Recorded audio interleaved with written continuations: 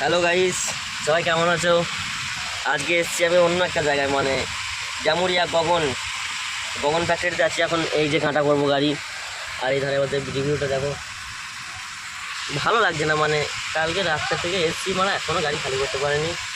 এই যে এইদিকে বনটা দেখো কত সুন্দর বানিয়েছে, আর পেছনে একটা মন্দির আছে হনুমানের, ওইটাও দারুণ বানিয়েছে।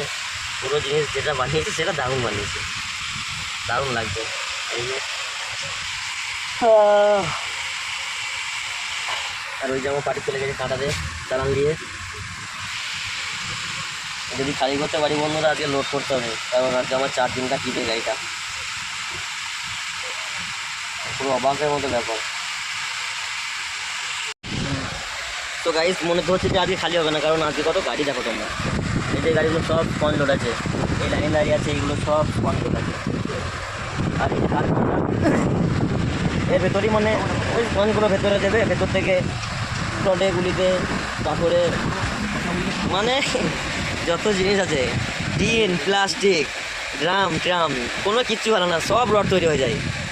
মানে রডে তো আমরা ভাবতাম খালি লোহা লাগে, খালি লোহা না, লাল মাটি লাগে রড তৈরি হতে, এই যে স্পঞ্জটা লাগে, ড্রাম লাগে, টিন লাগে, তামা লাগে, মানে বহু কিছু দিয়ে এরকম মিক্সিং করে তারপর রডটা তৈরি হয়। তো গাইস, আজকে জানি না খালি করতে পারবো কি না, ইচ্ছা তো খালি করবার খুবই, কারণ আজকে আমার 4 দিনটা ট্রিপ। তারপরে